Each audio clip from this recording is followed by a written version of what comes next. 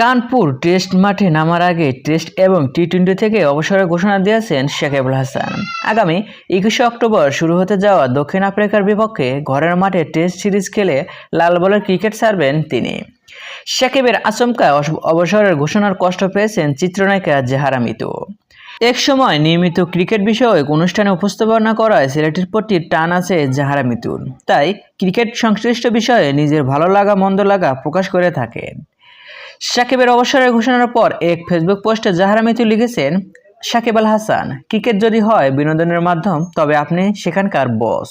মন্তব্যের ঘরে সাকিবকে নিয়ে আক্ষেপ করে জাহারা মিতু লিখেছেন, বাংলাদেশের কোনো ক্রিকেটারের শেষটা আজ পর্যন্ত সুন্দর ও উপযুক্ত সম্মানের সাথে হলো না। প্রসঙ্গত, আওয়ামী লীগের সাবেক সংসদ সদস্য সাকিবের বিরুদ্ধে রাজধানীর আদাবর থানায় হত্যা মামলা দায়ের করা হয়েছে। গত 5 আগস্ট আওয়ামী লীগের সরকারের পতনের আগ থেকে বিদেশে অবস্থান করছেন সাকিব আল হাসান। সরকারের পতনের পর আর দেশে ফিরেনি তিনি। সাকিব কি দেশে ফিরবে নাকি দেশে না ফিরে যেখানে অবসরের ঘোষণা দিয়েছে সেখান থেকে আবার যুক্তরাষ্ট্রে চলে যাবে? এই ভিডিওতে আপনার কি মতামত কমেন্ট বক্সে জানিয়ে দিন। আর হ্যাঁ, খেলাধুলার সকল ভিডিও পেতে চ্যানেলটি সাবস্ক্রাইব করুন। ধন্যবাদ।